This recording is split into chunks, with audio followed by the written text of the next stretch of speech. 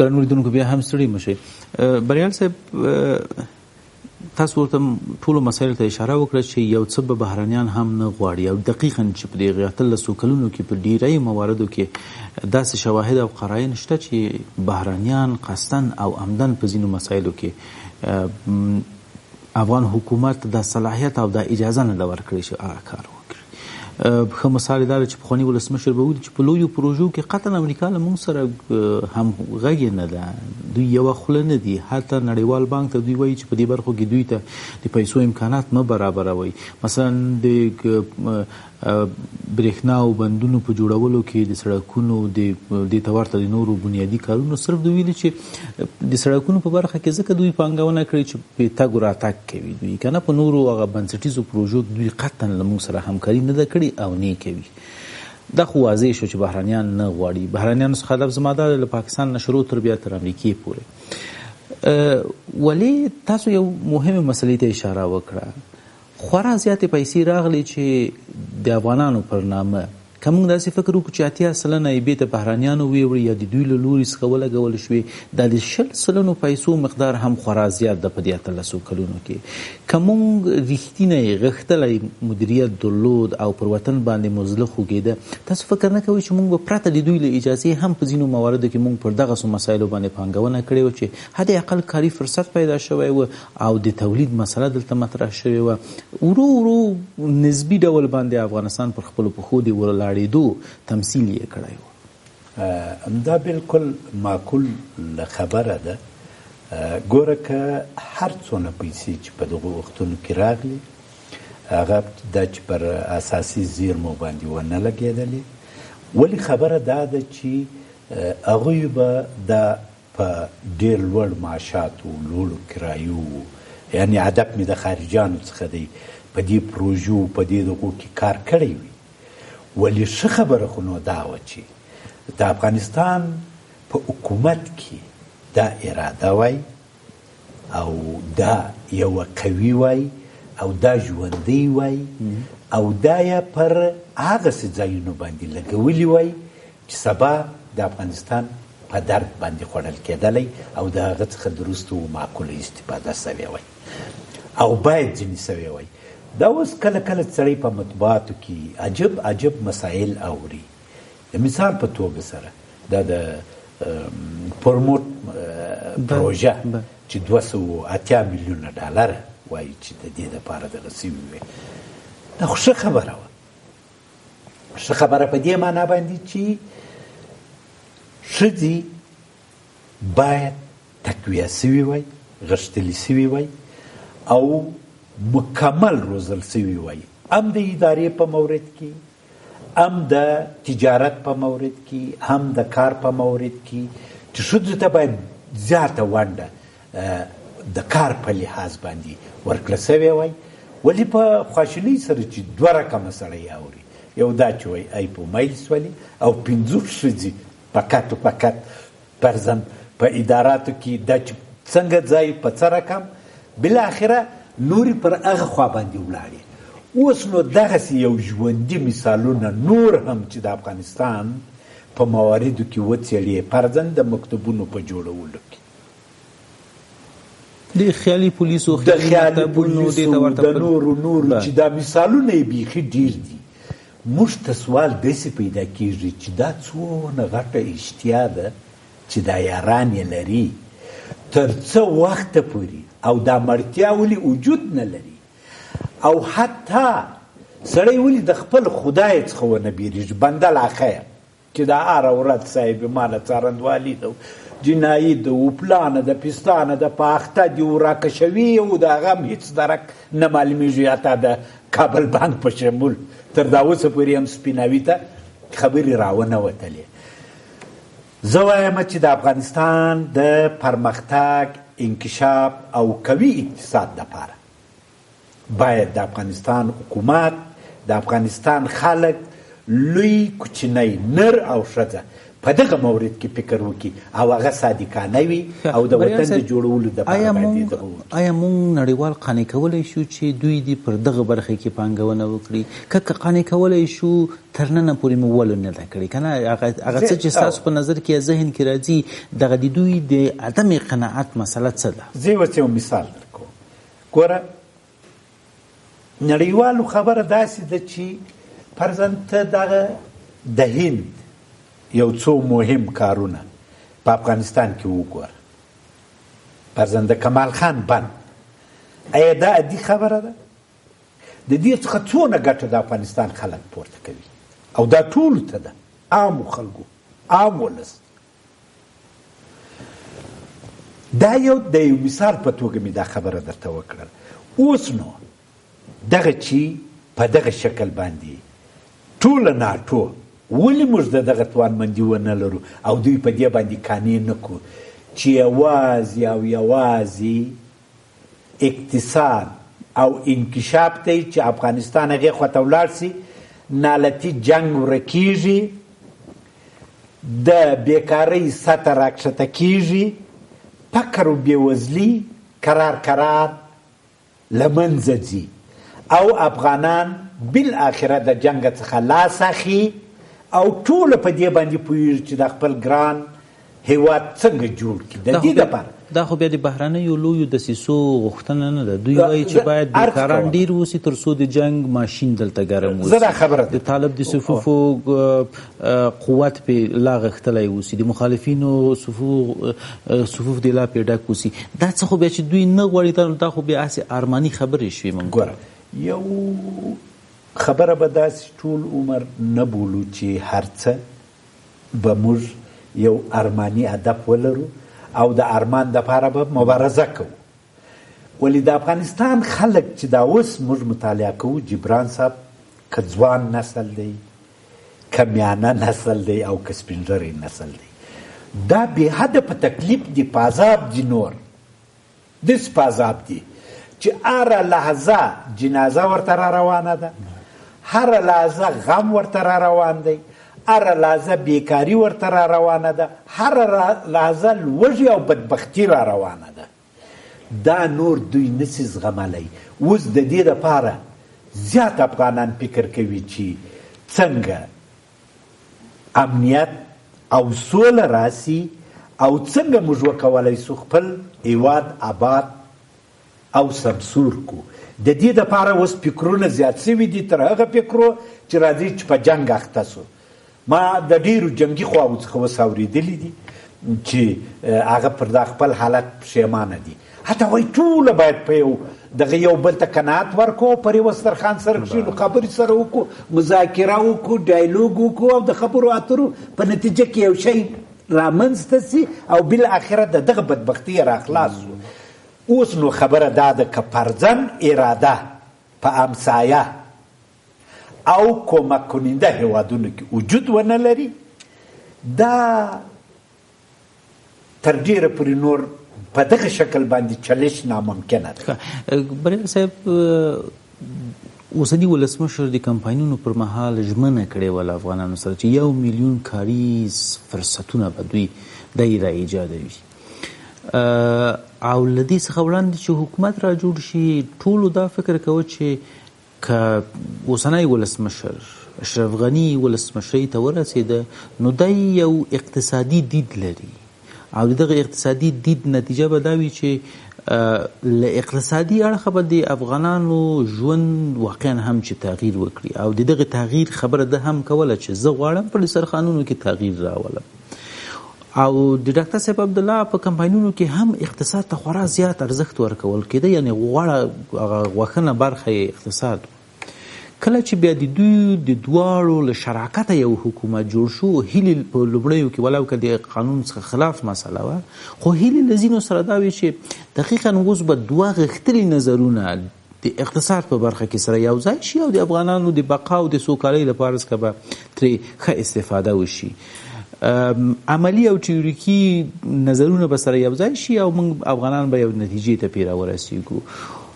اوس پوښتنه دا ده چې وضعیت نه و تحلیل شوی او د دغه ډول ژمنو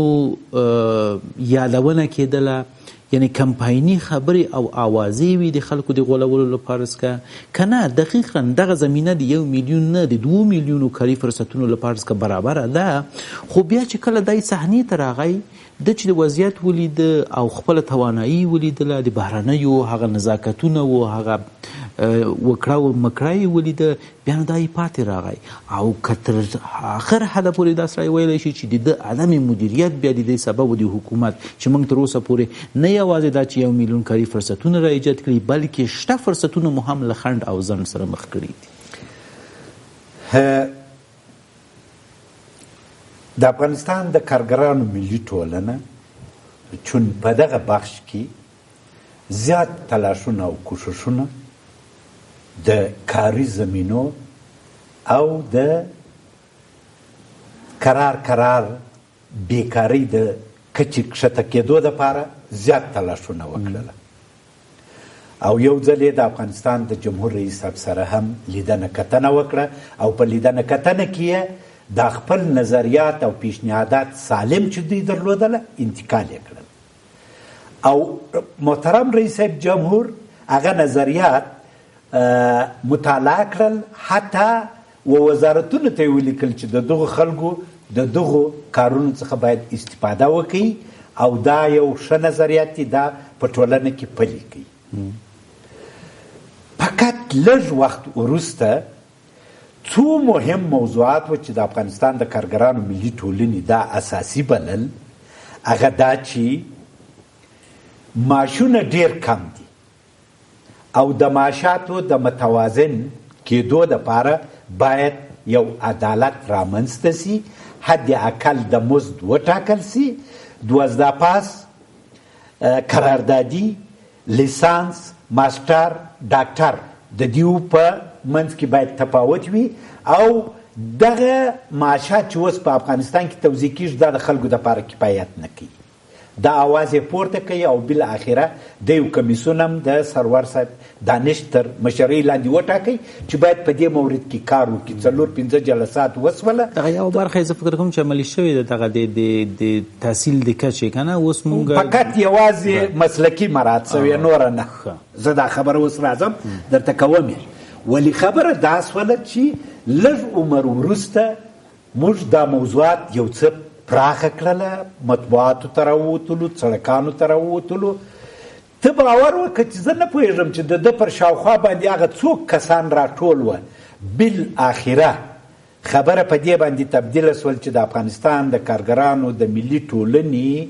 دفترونه یې لاکومور کړله او د ده چار اطرافو خلکو دغسې بیا دا چې دی خبر دی نه دی خبر، دغسې یو عمل یې وکړي چې هغه په ټول د تاریخ د افغانستان کې حتی د دنیا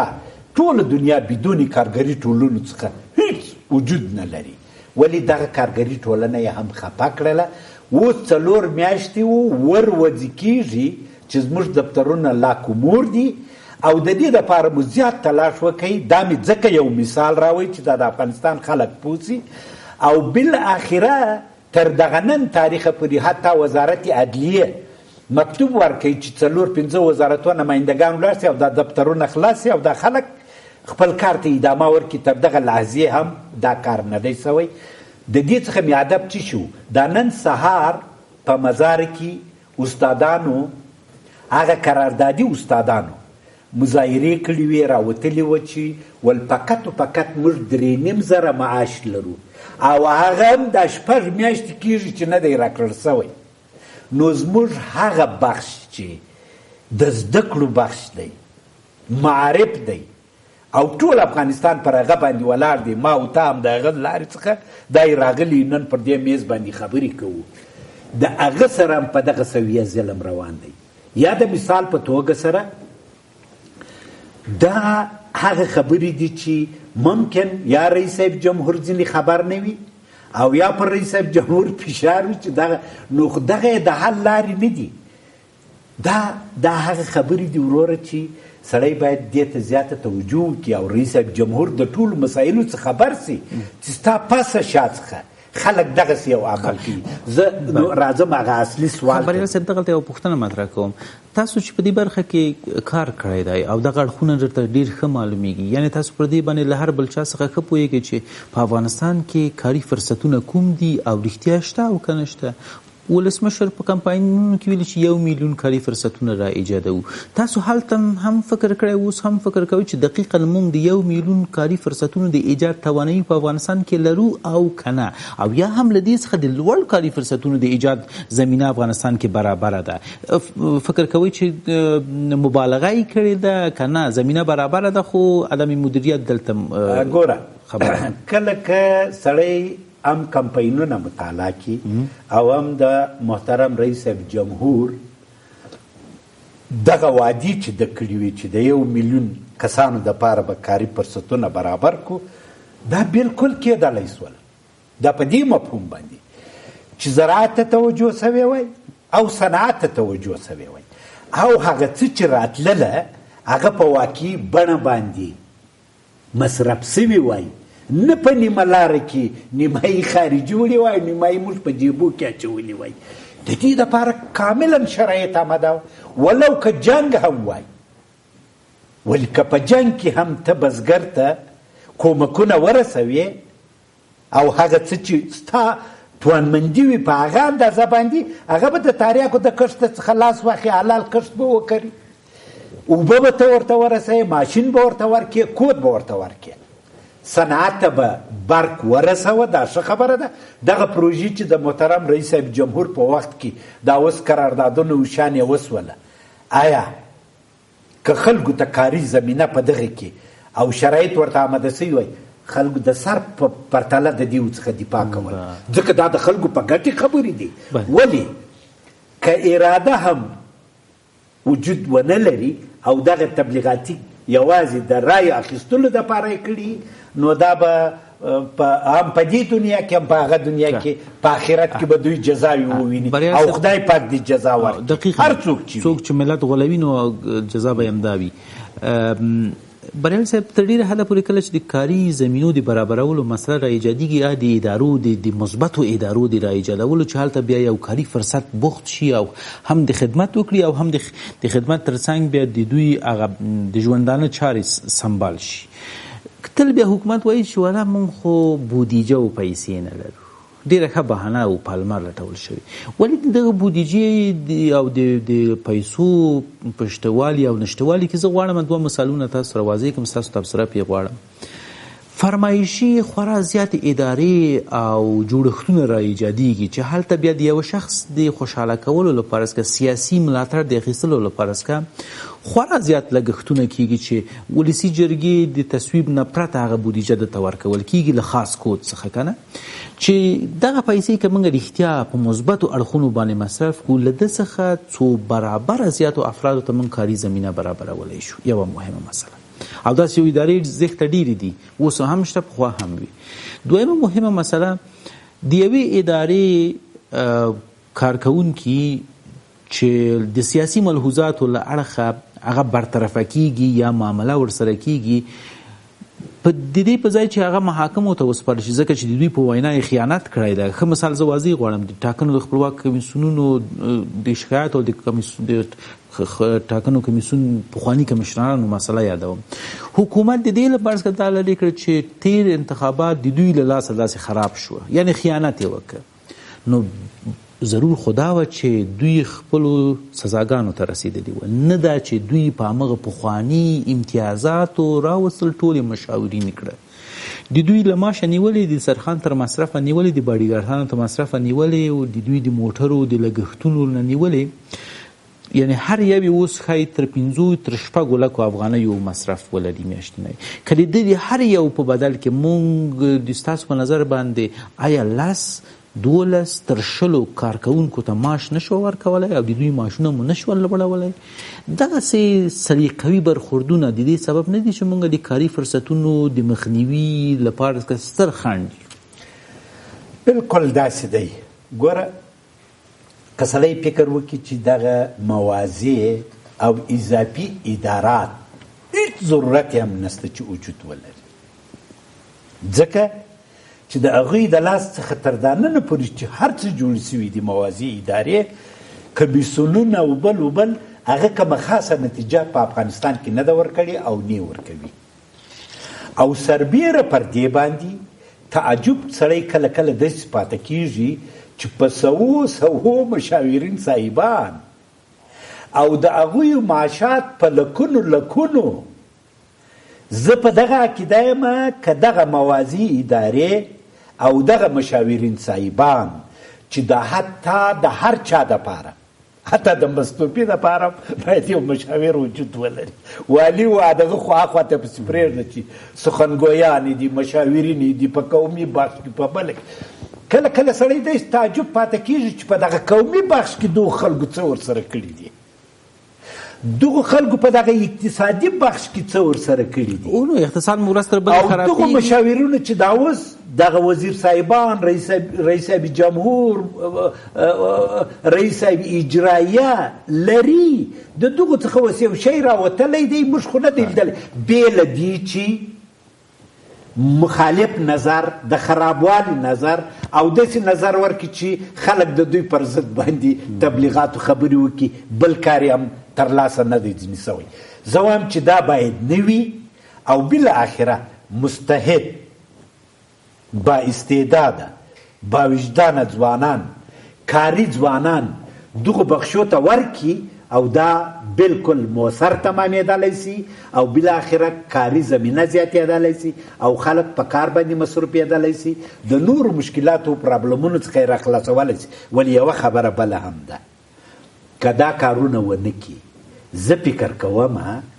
چې بالاخره په دغه شکل لکه دا اوس چې ادامه لرو دا ادامه ورکول هم د امریکایانو دپاره ګران کار دی او هم د حکومت دپاره ګران کار دی او د افغانستان دپاره ګران کار دی هیله ده چې اوس هم صادق اوسو